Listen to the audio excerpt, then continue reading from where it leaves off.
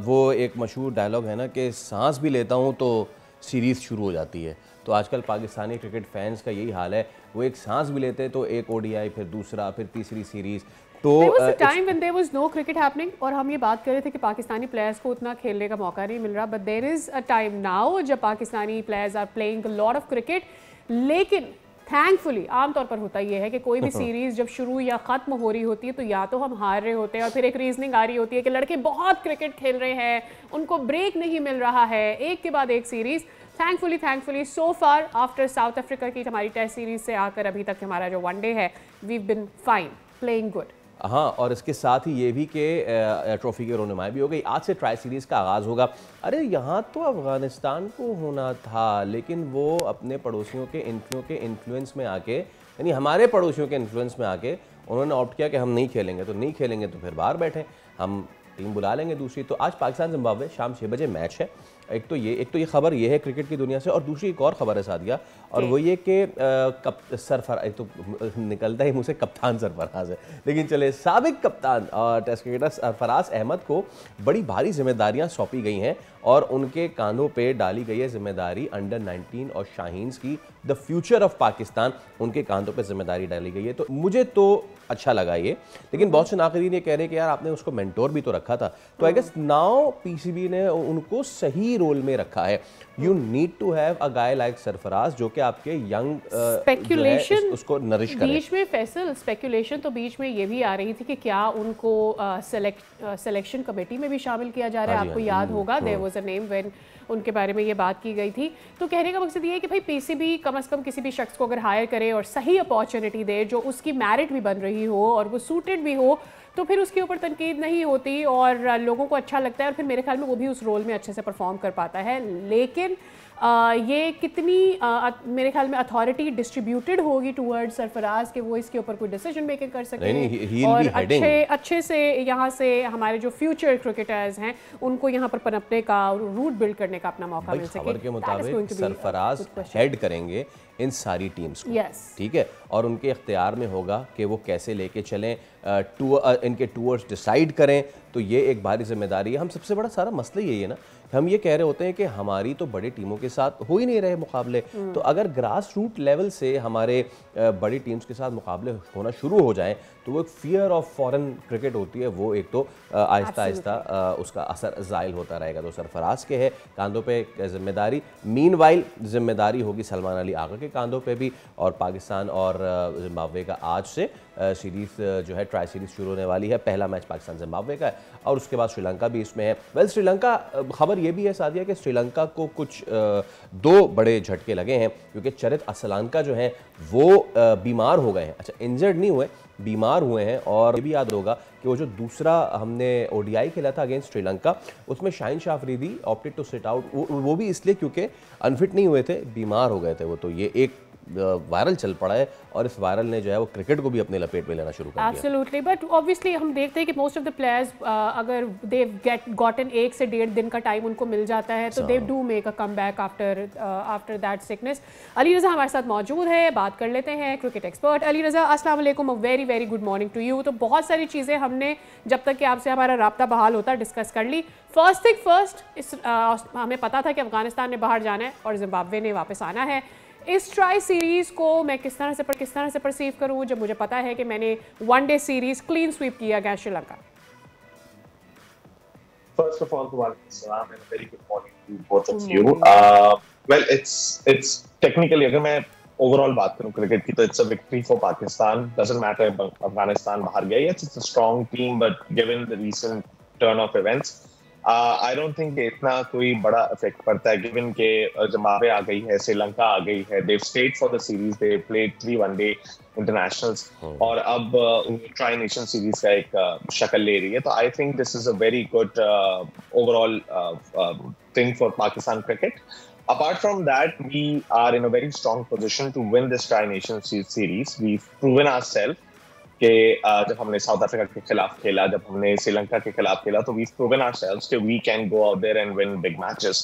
और हमने last ODI में बाबर की सेंचुरी देखी, which was a very good thing for a cricket fan.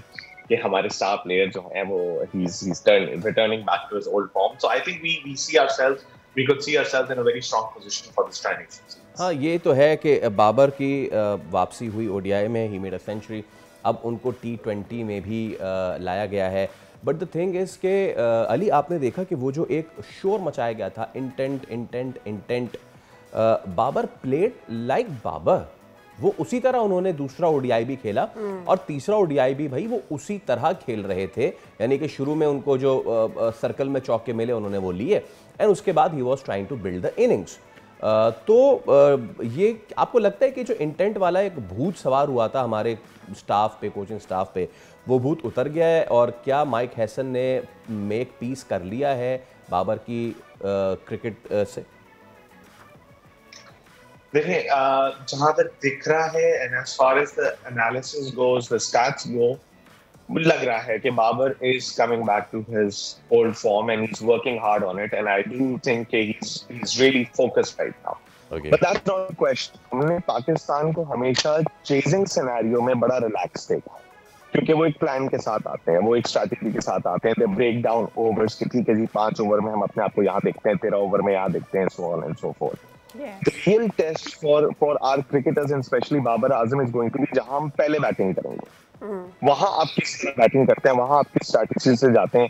हमने जो श्रीलंका के खिलाफ भी सीरीज जीती, उसमें हम सेकंड बैटिंग करते रहे, लेकिन जो साउथ अफ्रीका के खिलाफ जो मैच आ रहे हैं उसमें हमारी फर्स्ट बैटिंग थी।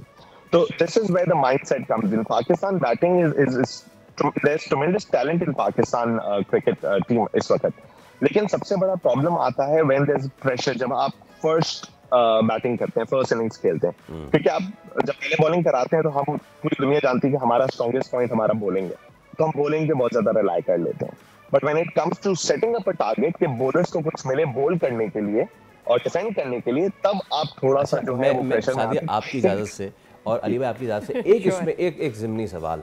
Back in 90s, back in Sharjah, हमारा स्ट्रेंथ क्या होता था? हमारा स्ट्रेंथ होता था ऑब्वियसली बॉलिंग, बट हम पहले बैटिंग करते थे और उसके बाद सेकंड बॉल आके, बिकॉज हम अच्छे चेजर्स नहीं थे और ये हमारे पास था ना टैग अब, और हम उसमें खुश थे। अभी हम चेज अच्छा कर रहे हैं क्योंकि बॉलिंग हम पहले अच्छी कर रहे हैं, तो हम चेज अच्छा कर रहे हैं। तो अब क्या इशू है इस चीज से? What is the issue with this now?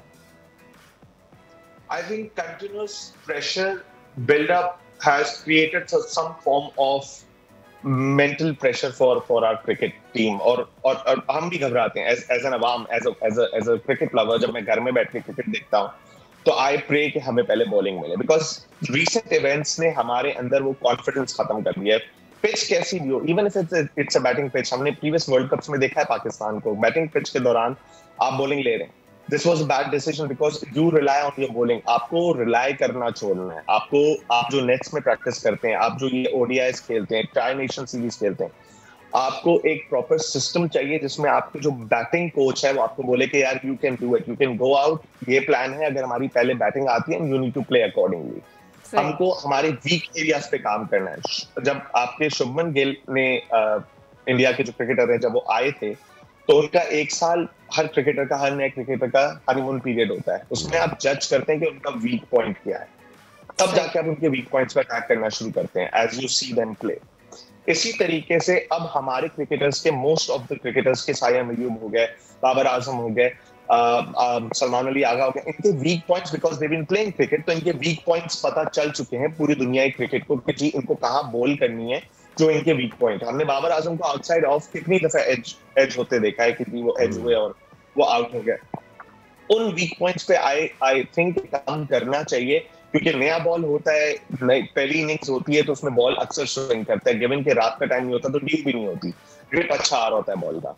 इसी वजह से आई पर्सनली थिंक कि हमें उस चीज पे काम करना चाहिए। Ali, what do you think? Mic Hesson के ऊपर बहुत तनकीद हुई कि यू नो आपने क्यों खासतौर पर बाबर आजम के लिए एंड फ़खर ज़मान के लिए, फरहान के लिए, साहब ज़्यादा फरहान के लिए बहुत तनकीद हुई कि भाई आप क्यों प्लेयर्स के जो नेचुरल स्टाइल है उसको छेड़ना चाह रहे हैं। लेकिन फिर देखिए उन्हीं की मौजूदगी में 2 कमबैक्स हुए। एक हमने ऑलमोस्ट बाबर का कमबैक देखा, वी आर होपिंग कि वो और भी आगे अच्छा करें। Shaheen Shah Afridi was not able to do good, फिर हमने पिछली सीरीज़ पे उनको देखा, ही was fine in the test. अभी श्रीलंका के अगेंस्ट भी ही डिड फाइन। क्या इसका भी क्रेडिट देना चाहिए? बिकॉज हम तो अपने होम ग्राउंड पर भी सीरीज ड्रॉ मतलब जीत ही नहीं पा रहे थे। ड्रॉ तो दूर की बात है, अगर हम टेस्ट की बात करें तो, अगर हम वनडेज की भी बात करें तो हम अच्छा नहीं कर पा रहे थे, T20s में भी हम अच्छा नहीं कर पा रहे थे। तो क्या फिर इसका भी क्रेडिट देना चाहिए हसन को for all the changes that he has made and after that Babar को वापस भी लाया? यस, एब्सोल्युटली एब्सोल्युटली, क्योंकि जब आपकी एक टीम में स्टार प्लेयर्स भरे होते हैं जिनका हमें पता है कि टैलेंट है। For example Salman Ali Agha has huge talent, he is proven in the series right now. Babar Azam we already know he is a star player. इसी तरीके से साया मयूब है, वो अपने आप को पिक करने की कोशिश कर रहे हैं। We know Fakhar can take us out on a very good run in the first 6 overs, वो हमें एक अच्छा स्टार्ट दे सकते हैं। तो जब ऐसा मौका आता है कि जी हम कहाँ फिट करें प्लेयर, तो अक्सर प्रॉब्लम्स आती हैं। फिर आप क्या करते हैं कि इन्हीं ट्राई नेशन सीरीज और ओडीआई सीरीज में आप चेक करते हैं रोटेशन करके कि कौन सा प्लेयर कहाँ ज्यादा अच्छी तरह बैठ रहा है, सेट हो रहा है, which is his preferred position. एक होती है वांट पोजीशन, एक होती है टीम की नीड पोजीशन। अगर टीम की नीड पोजीशन पे वो नंबर 5 पे आके परफॉर्म कर रहे हैं, जैसे रिसेंटली अगर आपने देखा हो तो ज़ैनब अब्बास ने सवाल किया था सलमान अली आगा से, if I am not mistaken, कि his preferred position is about 4th or 3rd, but he's coming down on the 5th number. तो अब आप ये देखिए कि क्या उन्होंने 5th पे आकर पाकिस्तानी क्रिकेट टीम को हेल्प किया? बिल्कुल किया।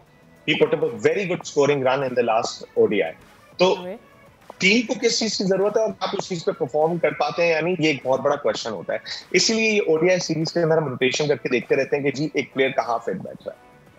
ठीक है, तो आई थिंक ये प्रेफर्ड पोजीशन से ज्यादा it's a team game. I think team को जहां जरूरत हो वहां अगर आप परफॉर्म करें तो उससे अच्छी कोई चीज होगी। बहुत शुक्रिया Aliza, thank you so much. और आप मत देंगे, मैं ये देख रहा था it's a star studded bowling side.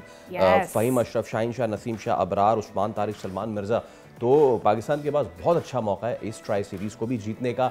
लेकिन क्योंकि पाकिस्तान की क्रिकेट टीम पाकिस्तान की क्रिकेट टीम है और हम पाकिस्तान क्रिकेट टीम के फैंस हैं, तो हमें हर मुश्किल घड़ी के लिए तैयार रहना चाहिए, चाहे but I really want to motivate our guys, because ये एक सीरीज है, उसके बाद थोड़ा सुकून है हमारे पास for a while before we get into the World Cup. यानी कि अगर हम हार जाएं तो उसके बाद हम अब एज क्रिकेट फैंस रिहैबिलिटेट कर लें। बिफोर ये जो है ना आउट ऑफ हैंड्स हो रहे हैं इनके emotions, I am gonna take a break.